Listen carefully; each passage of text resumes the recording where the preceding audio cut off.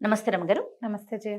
రమగారు, మనకి కార్తీక మాసంలో ప్రఖ్యాతిగాంచినటువంటి శివాలయాల్ని దర్శిస్తే పరమ పవిత్రమైన అంటే పుణ్యం లభిస్తుంది కదండీ! అలాంటి ఆలయాలు ఏవైనా మీరు చూసినవి కానీ, మీకు తెలిసిన ఆలయాలు కానీ, వాటి చరిత్ర చెప్పుకుందాం రమగారు. మామూలుగా మనం చెప్పుకుంటాం జయ. పంచారామాలు మన హ్మ్. ప్రాంతంలో ఉన్నవి. అవును. పంచారామాలు విశేషమైనవి ఇది వరకు చెప్పుకున్నాం. చెప్పుకున్నాం. తర్వాత పంచభూత లింగాలు. పంచారామాల తర్వాత పంచభూత లింగాలు మనకి అన్ని చోట్ల ఉన్నాయి కదా. హ్మ్. మన కాళహస్తిలో వాయులింగం ఉందని చెప్పుకుంటాం. హ్మ్. వీటిని చెప్పుకున్నాం. అయితే ద్వాదశ జ్యోతిర్లింగాలు కూడా విశేషమైనవి. పంచారామాలు, పంచభూత లింగాలు, ద్వాదశ తర్వాత ద్వాదశ జ్యోతిర్లింగాలు. ఇవి కాకుండా పంచకేదారాలు ఉన్నాయి. అవి కూడా విశేషమైనవి. ఆహా! పంచకేదారాలు కూడా కానీ విశేషమైనవి. ఏ ఆలయానికి ఆ ఆలయమే కదా రమ్మగారు. దేనికి అదే.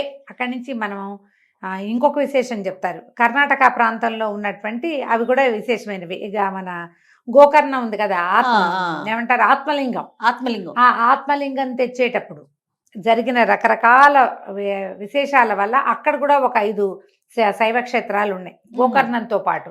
అవి కూడా ఒకసారి చెప్పుకుందాం. వాటికి ప్రత్యేకంగా ఏం పేరుతో పిలుస్తారో తెలియదు కానీ నాకు అవి కూడా 5. ఈ రావణాసురుడు ఆత్మలింగాన్ని పట్టుకొచ్చిన పెట్టె, దానికి కట్టిన వస్త్రం, దానికి కట్టిన తాడు, అవన్నీ పడ్డాయి తలా ఒక చోట. ఆ పడిన ప్రతి చోట ఒక్కొక్క శివాలయం వెలిసిందనమాట. ఒక్కొక్క శివలింగ ప్రతిష్ఠ జరిగింది. అవి కూడా విశేషమైనవి తప్పకుండా. అయితే మనము ఈ ద్వాదశ జ్యోతిర్లింగాలు ఇప్పటిదాకా మనం ఎప్పుడు చెప్పుకోవాలి. 12 జ్యోతిర్లింగాలు భారతదేశం ఎల్లేడలా ఉన్నాయి. జ్యోతిర్లింగాలకి ఒక ప్రత్యేకమైన స్తోత్రం కూడా ఉంది. సౌరాష్ట్రే సోమనాథంచ శ్రీశైలే మల్లికార్జునం అని చెప్తారు. 12 జ్యోతిర్లింగాల్ని రోజుకు ఒక్కసారైనా గనక మనం తలుచుకుంటే, ఒకసారి చదువుకుంటే ఆ స్తోత్రం, మోక్షం లభిస్తుంది. వాటి పేర్లు చెప్పుకున్నా కూడా ఇవన్నీ ప్రత్యేకమైనవే కదా. ఇప్పుడు అమ్మవారి అష్టాదశ శక్తి పీఠాలకు ఒక స్తోత్రం ఉంది. అవునండి. ద్వాదశ జ్యోతిర్లింగ స్తోత్రం కూడా ఒక ప్రత్యేకంగా చెప్పబడుతుంది. ఇందులో 1-2 క్షేత్రాలు కొంచెం డిఫర్ అవుతూ ఉంటాయి. అసలు నిజానికి జ్యోతిర్లింగాలు 64 అని, అందులో 12 ప్రఖ్యాతమైనవిగాను చెప్తారు. జ్యోతిర్లింగం అంటే ఏమిటి? లింగరూపిగా ఆరాధించబడతాడు పరమేశ్వరుడు. ఆయన ప్రకాశవంతమైన లింగ స్వరూపంలో ఉన్నవి జ్యోతిర్లింగాలు. జ్యోతి అంటే ప్రజ్వలన, ఎక్కువ వెలుగు కలిగింది. స్వామి తను పరమేశ్వరుడు అక్కడ నిలబడి ఉన్నాడు, కూర్చుని ఉన్నాడు. ఆయన యొక్క ప్రత్యక్షము అక్కడ ఎక్కువగా ఉంది. ఎక్కడ ఎక్కువగా ఉందో వాటిని జ్యోతిర్లింగాలుగా చెప్పబడ్డాయి అన్నమాట. అయితే వీటిలో మొట్టమొదటిది సౌరాష్ట్రలో ఉన్నటువంటి సోమనాథ్. జీవితంలో ఒక్కసారైనా చూడాలి.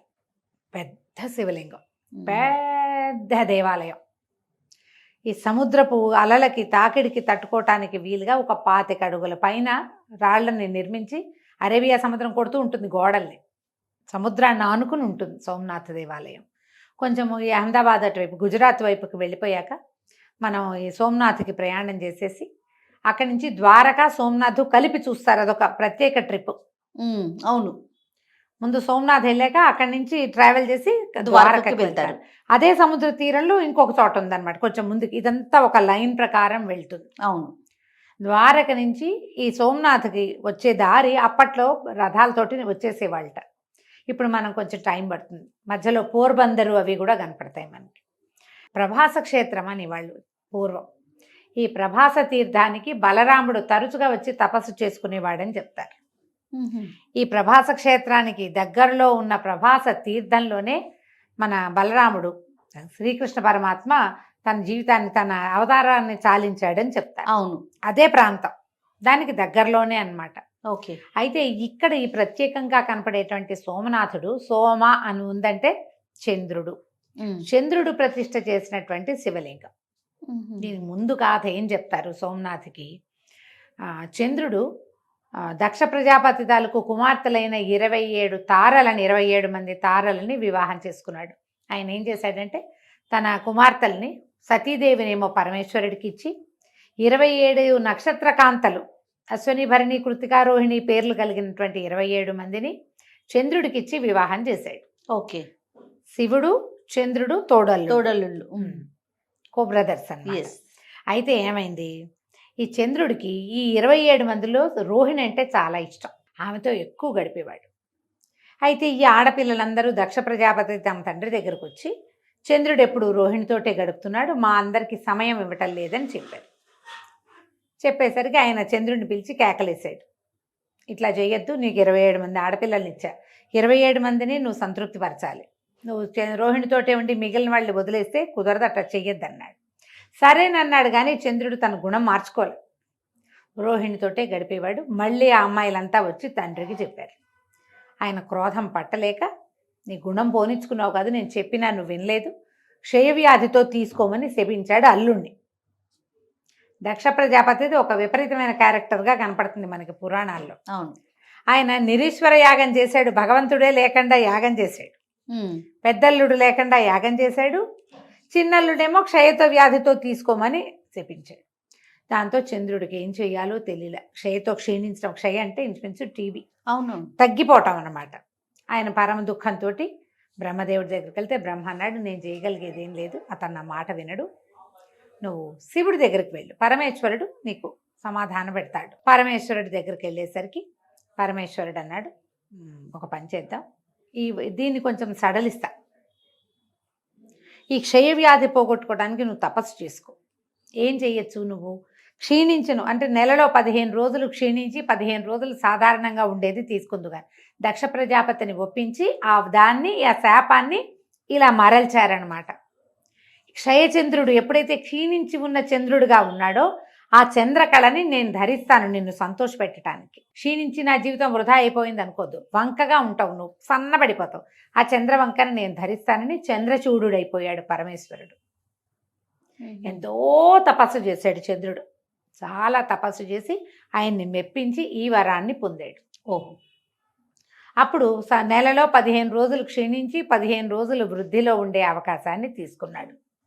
మనం అదే కదా చూస్తుంటాం. అవును. అయితే ఆ చంద్రుడు తన తపస్సు తర్వాత పరమేశ్వరుని ఇట్లా ఇక్కడ ప్రతిష్ఠ చేశాడు. పరమేశ్వరుడు ప్రతిష్ఠ తర్వాతే ఆయనకి ఈ వరం లభించిందనమాట. అందుకని సోమనాథుడుగా ఇక్కడ ప్రఖ్యాతిగాంచాడు. చంద్రుడు మొట్టమొదట ఈ దేవాలయం నిర్మించినప్పుడు బంగారంతో నిర్మించాడు.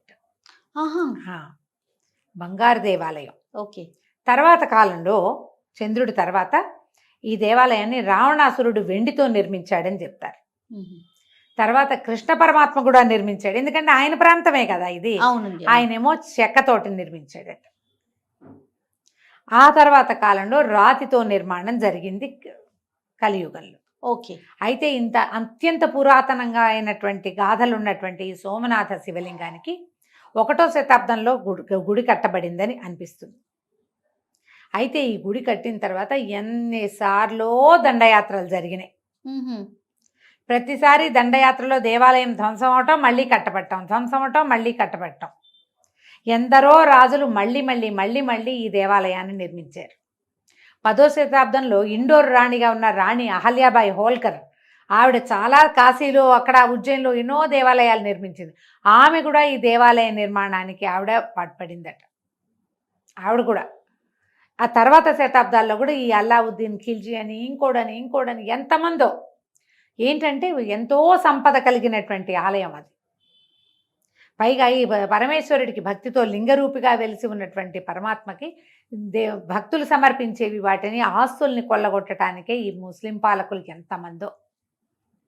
దండయాత్రలు అనగానే ఎక్కువ భాగం తురుష్కులే, వాళ్ళే. అవునండి. అయితే ప్రతిసారి దేవాలయం ఒక్కొక్కసారి అయితే లింగాన్ని బద్దలు కూడా చూశారు, పగలగొట్టేయటానికి కూడా. కానీ పగలగొట్టబడలేదట. ఆ చంద్రుడు ప్రతిష్ఠ చేసిన లింగమే ఉన్నదంటారు. కొద్దిగా చిన్న చిన్న మార్పులు ఏమైనా జరిగి ఉండొచ్చు. అయితే తర్వాత మనకి స్వాతంత్రం వచ్చాక మళ్ళీ ఈ దేవాలయం నిర్మించబడింది, పునర్నిర్మించారు. మన సర్దార్ వల్లభాయ్ పటేల్ కాలంలోనే మొదలుపెట్టారు. తర్వాత వారు గతించిన తర్వాత కూడా మున్షీ గారు అనుకుంటున్నా, అలాగే గుర్తుంది, ఆయన కంటిన్యూ చేశారు. ఇప్పుడు మనం చూస్తున్న దేవాలయం మనకి స్వాతంత్ర పోరాటం తర్వాత, మనకు స్వాతంత్రం లభించిన తర్వాత ఏర్పరచబడిన దేవాలయంగా కనపడుతుంది. ఓకే. దేవాలయానికి అన్ని పక్కల నుంచి మనకు ఓ పక్క నుంచి అరేబియా సముద్రం తగులుతూ ఉంటుంది అన్నమాట, గోడలకేసి కొడుతూ ఉంటుంది సముద్రం. పెద్ద దేవాలయం, ఎంత విశాలంగా ఉంటుందో. శివలింగం కూడా పెద్ద లింగం, ఒక ఓంకారం పెట్టబడి ఉంటుంది ముఖం మీద. అంటే మనం చూస్తున్న వైపు మనకు ఒక ఓంకారం చిత్రితంగా కనిపిస్తుంది. అభిషేకమే కానీ అక్కడ చేసే అర్చన కానీ చాలా విశేషంగా కనిపిస్తాయి. సోమనాథుని దర్శించిన వాళ్ళకి దీర్ఘకాల అనారోగ్యాలు పోతాయి. ఎప్పటి నుంచో ఉన్నవి కొంతమందికి అలా ఉండిపోతాయి కదా, వాళ్ళకి అవి ఇదవుతాయి, అవి తగ్గిపోతాయి అన్నమాట. లేదా తగ్గే అవకాశం, తగ్గిపోతాయంటే ఏ వైద్యము చేయకుండా తగ్గిపోతాయని అనుకోకూడదు మనం. అవునండి. ఆ తగ్గడానికి ఒక అవకాశం దొరుకుతుంది, మార్గం కనిపిస్తుంది. ఒక మంచి డాక్టరో మంచి హాస్పిటల్లో మంచి సలహానో సమయము కలిసి వస్తుంది. ఈ సోమనాథ్కి ఆ ప్రాంతం వాళ్ళంతా సోమవారం ఉప్పు తినరు. గుజరాతీలంతా సోమవారం పూట ఉప్పు తినరు, పగలు అసలు ఏమి తినరు, సాయంకాలం భోజనం చేస్తారు ఉప్పు లేకుండా. ఓకే. అన్నంగా తినరు, అంటే రెగ్యులర్ ఆహారం అన్నము గోధుమ తినకుండా వేరే ఏదైనా తింటారు రాత్రికి కూడా. సోమవారం పగలు ఉపవాసం ఉండేది ఈ సోమనాథుడి కోసమే. ఈ మన ద్వాదశ జ్యోతిర్లింగాలలోనూ మొట్టమొదటి జ్యోతిర్లింగం మొదట దర్శనం చేయవలసింది కూడా. మనం జ్యోతిర్లింగ దర్శనాలు అంటే మనం అటు ఇటు వెళ్ళిపోతూ ఉంటాం కదా, అలా వెళ్ళిపోకుండా మనం లైన్గా చేయదలుచుకుంటే కనుక సోమనాథునే మొట్టమొదట చూడవలసింది. మన హాయిగా ఉండడానికి కానీ ప్రయాణపు ఇబ్బందులు కానీ ఏమీ లేవు. సోమనాథ్కి సులువుగా మార్గం చేరిపోతాం, ఈజీగా వెళ్ళగలుగుతాము, స్టే చేయడానికి మంచి అవకాశాలు దొరుకుతాయి, ఆహారం శుభ్రంగా దొరుకుతుంది, దేవాలయ ప్రాంగణం ఎక్సలెంట్గా ఉంటుంది, చాలా పెద్దది, పెద్ద దేవాలయం విశేషంగా నిర్మించబడి కనపడుతుంది. అవకాశం ఉన్నవాళ్ళు కార్తీక మాసం పరమ పుణ్యప్రదమైన రోజులు చెప్పుకోవటమే ఒక అదృష్టం. అవునండి. ఎవరికి అవకాశం ఉంటే వాళ్ళు ఒకసారి ఇప్పుడు కార్తీకం లేకపోతే మార్గశిరంలో చూద్దాం, కనీసం విషయమైనా విన్నాం కదా. ఖచ్చితంగా అండి. అవకాశం ఉంటే దర్శనం చేసుకోవచ్చు. తప్పకుండా రమ్మగారు. నమస్తే. నమస్తే జయ.